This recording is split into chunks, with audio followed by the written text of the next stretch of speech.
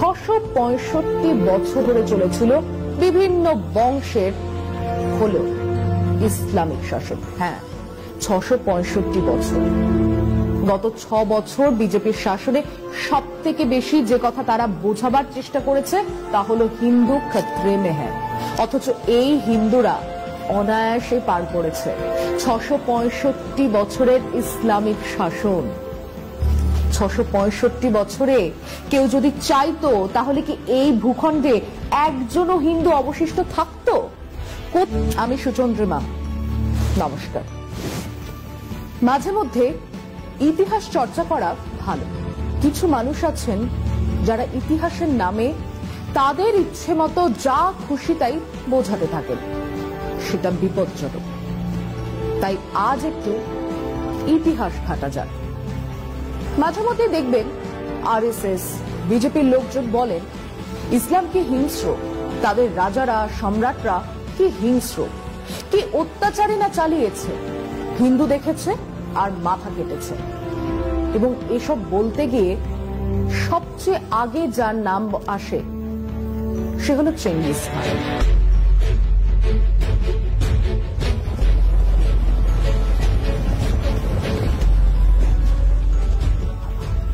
ভারতে এসে হিন্দুদের কচুকাটা করেছিল। My name is Khan, Genghis Khan. Khan মানেই মুসলমান, আর মুসলমান মানেই অত্যাচারী, অশিক্ষিত, জ্ঞান বিজ্ঞানের ধার ধারে না, আল্লাহর নির্দেশে কেবল কাফেরদের মারা, এই হলো তাদের কাজ। এবং সেই খানেদের অন্যতম হলো চেঙ্গিস খান।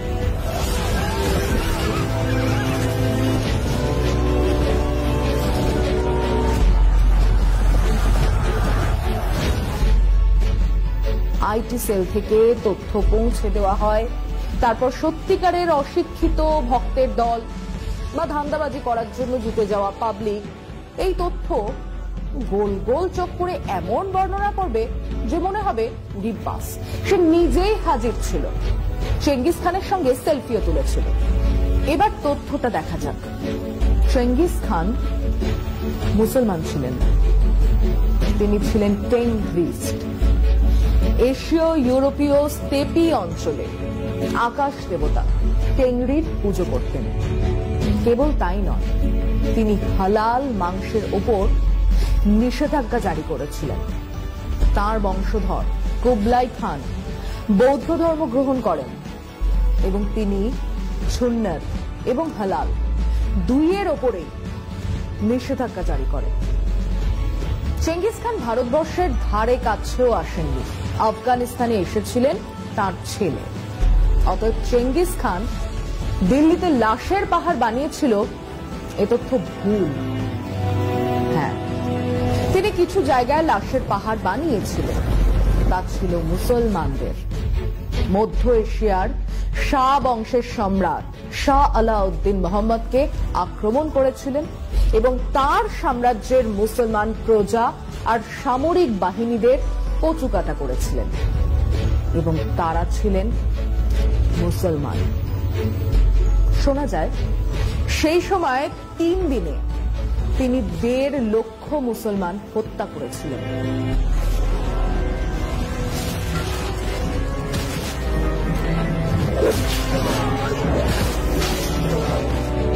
মুসলমান বলে না, তারা তাকে বাধা দিতে এসেছিল তাই। এই হলো চেঙ্গিস খান প্রসঙ্গ। এবার আসা যাক তৈমুর লং প্রসঙ্গে। তৈমুর সুন্নি মুসলমান ছিলেন, নকশবন্দ ধারার সুফি ধারার মুসলমান, কিন্তু সম্রাট যিনি তার সাম্রাজ্য বাড়াতে চান, ঘোড়ার পিঠে চেপে দুর্ধর্ষ সৈন্যবাহিনী নিয়ে ছুটেছেন দেশ থেকে দেশান্তরে। সামনে যারাই এসেছেন, সে মুসলমানই হোক, খ্রিস্টান হোক, শিয়া হোক, সুন্নি হোক, তাকেই মেরেছে। লাশের পাহাড় তৈরি হয়েছে। লুটপাট করে ঘোড়া, উট, হাতি, সোনা গয়না নিয়ে দেশে ফিরেছেন। কোথায় না গেছেন, ওধারে চীন, এধারে পারস্য, ওধারে রাশিয়া, আর নিজের রুক্ষ শুষ্ক দেশকে সাজিয়েছেন। বিরাট বিরাট মাদ্রাসা তৈরি করেছেন, তৈরি হয়েছে মসজিদ। এখনো উজবেকিস্তানে গেলে সেসব মাদ্রাসা মসজিদ দেখা যাবে না, তাদের প্রাসাদ দেখা যাবে না। আসলে তেমন বড় প্রাসাদ তৈরি করার নেই। এবার আসি ভারতবর্ষে অভিযানের কথায়। আবার বিজেপি আরএসএস তাদের ইতিহাস বলবে, কিভাবে হিন্দু রাজাদের মেরে কেটে তৈমুর লাশের পাহাড় তৈরি করেছিল। তথ্য বলছে দিল্লি শহরের ঠিক বাইরে তৈমুর বাহিনীর সঙ্গে লড়াই হয়েছিল 1398 সালের লড়াই। ছিল তুগলক বংশের শেষ সম্রাট নাসিরউদ্দিন মোহাম্মদ শাহের। তুগলক বংশের এই রাজাকে হারিয়ে ফিরে গিয়েছিলেন আমির তৈমুর। বিশাল ধনসম্পত্তি লুট করে চলে গিয়েছিলেন, যেমন অন্য বহু রাজা সম্রাটরা করত। এই জন্যই তারা তাদের দেশে নায়ক হয়ে থাকতেন। উজবেকিস্তানে আমির তৈমুর আমাদের দেশের গান্ধীজির মতো। টাকা থেকে সংসদ সর্বত্র আমির তৈমুর। তো তিনি ভারতে এসে লড়লেন, কিন্তু মুসলমান রাজা নবাব সম্রাটদের সঙ্গে। বিজেপির হোয়াটসঅ্যাপ ইউনিভার্সিটিতে বলা হয় তিনি কাফের মারতে বেরিয়েছিলেন। আসলে মধ্যযুগের ইতিহাসের যে কোনো সম্রাট নবাবের মতো তিনিও ছিলেন সাম্রাজ্যলোভী, নিষ্ঠুর। মারাঠাদের দিকেই তাকিয়ে দেখুন না, ছেলে ঘুমলো, পাড়া জুড়লো, বর্গী এলো দেশে। এই বর্গী কারা? এরা তো হিন্দু। ভবানী পাঠক কে ছিলেন? কাকে পুজো করতেন? এই বর্গীরা লুটপাট করত।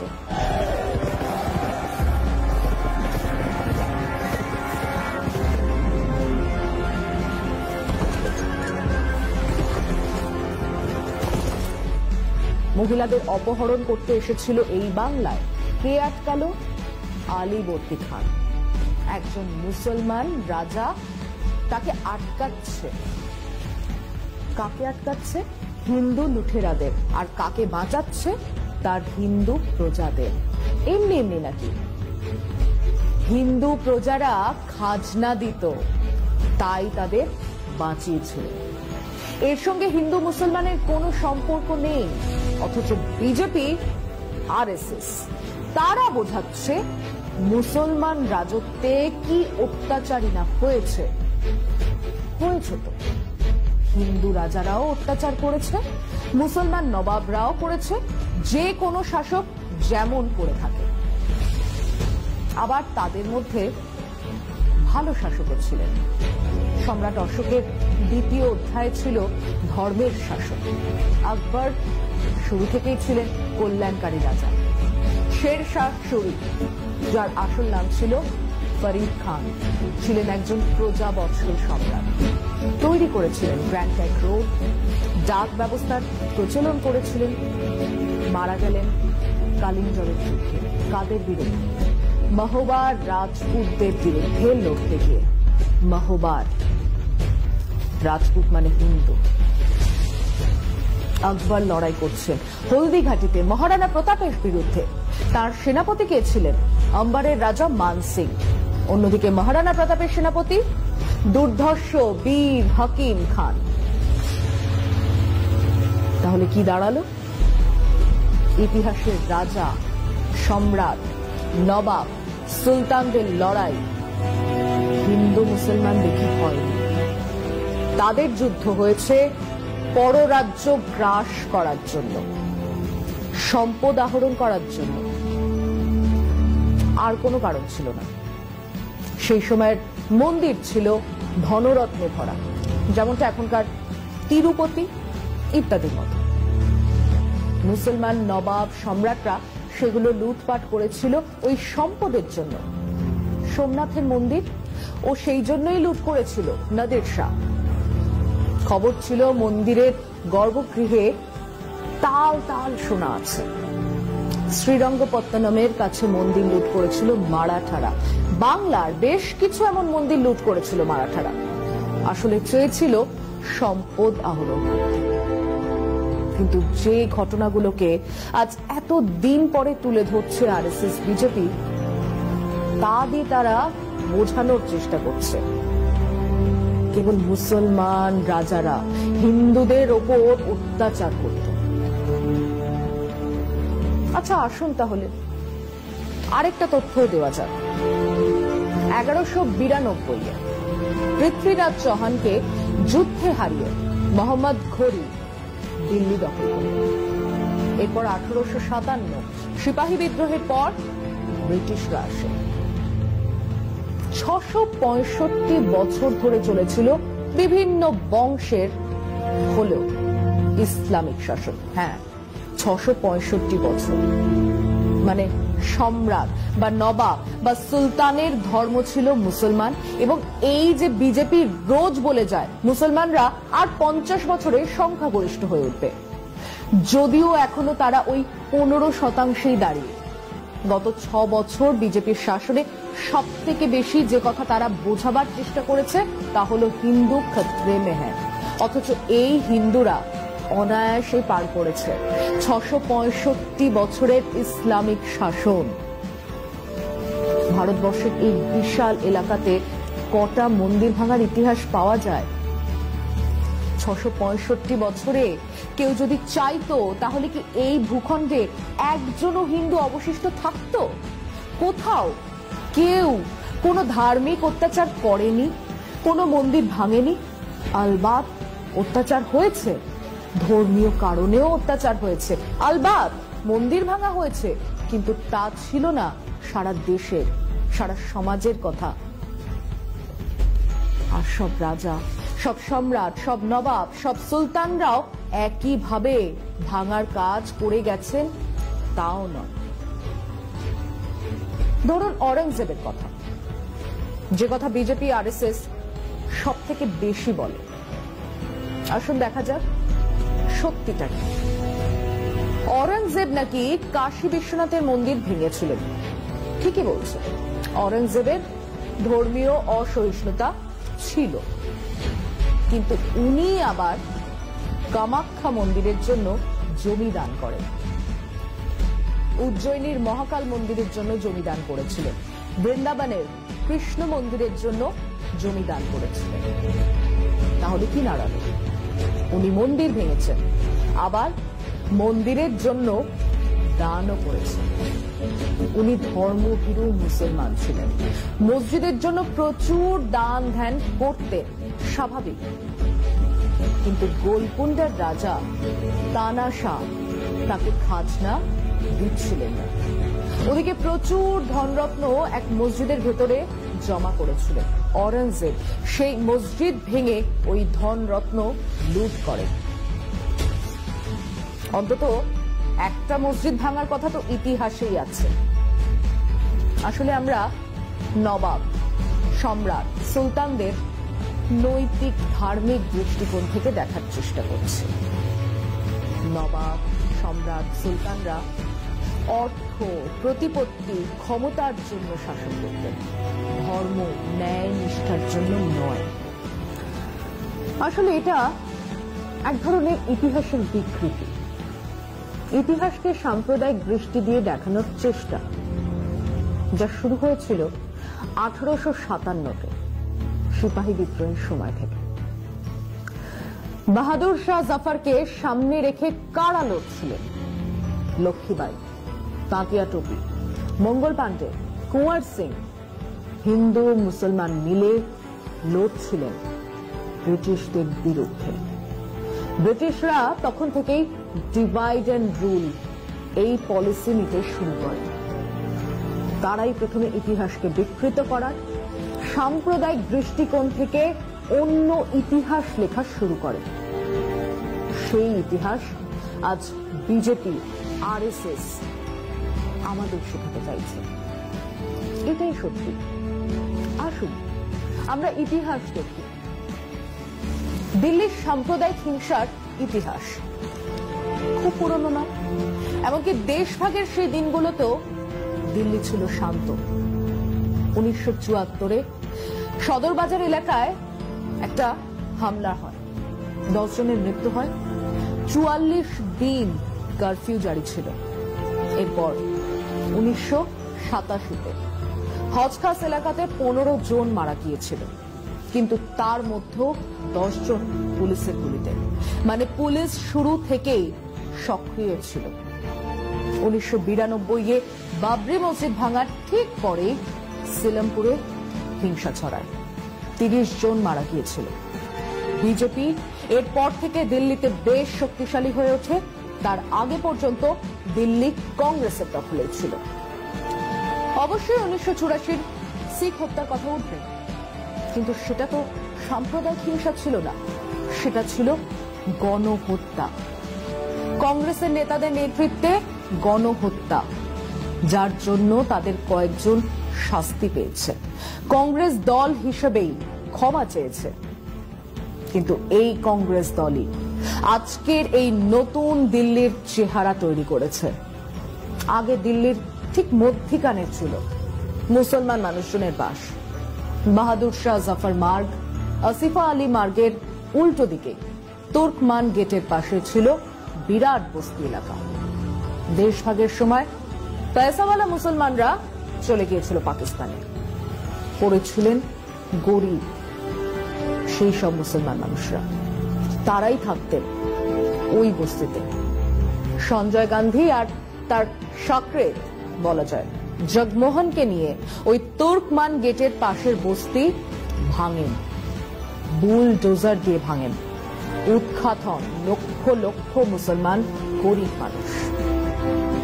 সঞ্জয় গান্ধী তখন দিল্লি সাজাচ্ছিলেন। ওই উৎখাত হওয়া মানুষেরা চলে গেলেন দিল্লির উত্তর পূর্বে। সেখানে তৈরি হলো ঝুগ্গি ঝুপড়ি। মজার কথা হলো, বেআইনি ভাবে ওইসব ঝুগ্গি ঝুপড়ি তৈরি করতে সাহায্য করেছিলেন কিন্তু ওই কংগ্রেস নেতারাই। তাই এখনো ওই সব কলোনিগুলোর নাম হলো ইন্দিরানগর, জওহরলাল নগর, সঞ্জয় নগর। এখনো বাসটায় লেখা থাকে যে যে কলোনি। জানেন সেটা কি? ঝুগ্গি ঝুপড়ি কলোনি। সেসব বেআইনি কলোনিকে আইনি করা হবে বলে প্রতিশ্রুতিও সেই কবেকার। এবারেও নরেন্দ্র মোদী বললেন, কিন্তু রেজিস্ট্রি হলো মাত্র 29 জনের, তাও আইনসম্মত ভাবে নয়। সে কথা যা বলছিলাম তা হলো, ওই তুর্কমান গেটের পাশ থেকে সরে গিয়ে যমুনা পারে কিছু মুসলিম ঘেটো তৈরি হলো। সেখানে দেশের অন্য প্রান্ত থেকে মুসলিমরা এলেন, 71-এ বাংলাদেশ থেকেও এলেন, কিন্তু সব মিলিয়ে ওই ঘেটোর মতোই হয়ে রইল। হিন্দু মুসলমান এলাকা হলো না, হিন্দু এলাকা হলো, মুসলমান এলাকা হলো, এবং এই অঞ্চলে কমিউনাল টেনশন লেগেই রইল। হিন্দু এলাকাগুলো 1992 থেকে বিজেপির এলাকা হয়ে উঠল, আর মুসলিম এলাকা হলো কংগ্রেসের। অবশ্য 2015 থেকে এই এলাকাগুলো চলে গেছে আপের কাছে। কংগ্রেস ক্রমশ শক্তি হারিয়েছে। এবারে হিংসা বলুন, হামলা বলুন, তাকে এই পটভূমিকায় দেখলে বুঝতে সুবিধে হবে যে কেন দিল্লির উত্তর পূর্বেই হামলা হলো, কেন ওই এলাকাগুলোতে বিজেপি এতটা শক্তিশালী হয়ে উঠেছে। একইভাবে দেশের যেখানে যেখানে মিক্সড পপুলেশন, হিন্দু মুসলমানরা একসঙ্গে থাকে, তার থেকে যেখানে হিন্দুরা এক এলাকায়, মুসলমানরা তার পাশের এলাকায়, সেখানে কেন বিজেপি জিতছে, বিজেপির সমর্থন বাড়ছে। তার উপরে রয়েছে উত্তরপ্রদেশের লাগোয়া এলাকা, যেখান থেকে সহজেই ভাড়া করা গুন্ডাদের পাঠানো যায়। মুসলিম ঘেটোগুলোকে দেখিয়ে বলা খুব সোজা যে ওরা সংখ্যায় বাড়ছে, ওরা সকাল সন্ধে মাইকে আজান দেয়, ওরা 5টা বিয়ে করে, আসলে ওরা পাকিস্তানের চর, ওরা জঙ্গি। এবং এর ফলে হিন্দু এলাকায় এক ধরনের পোলারাইজেশন হবে, যেটা বিজেপি চায়। সেই পোলারাইজেশন থেকেই স্লোগান উঠবে, দেশকে গদ্দারো কো গোলি মারো। তাই তাদের 303 জন সাংসদের একজনও মুসলমান নয়। উত্তরপ্রদেশে তারা একজন মুসলমানকেও এমএলএ টিকিট দেয়নি, তাদের দরকার নেই। তারা মুসলিমদের ঘেটোয় রাখতে চায়, উল্টো দিকে হিন্দুদের তাদের মুখোমুখি দাঁড় করিয়ে মেরুকরণ চায়। এটাই তাদের ঘোষিত রাজনীতি। তাই তারা দিল্লি থেকে কলকাতা স্লোগান দিতে পারে, দেশকে গদ্দারো কো গোলি মারো সালো কো। গদ্দার কারা? উত্তর পরিষ্কার। কেন? ওই তো পোশাক দেখেই চেনা যাচ্ছে। এবং যারা তাদের হয়ে কথা বলছে তারা দেশদ্রোহী, তারাই গদ্দার। যেখানে হিন্দু মুসলমান একসঙ্গে থাকবে সেখানে মেরুকরণ করা কঠিন।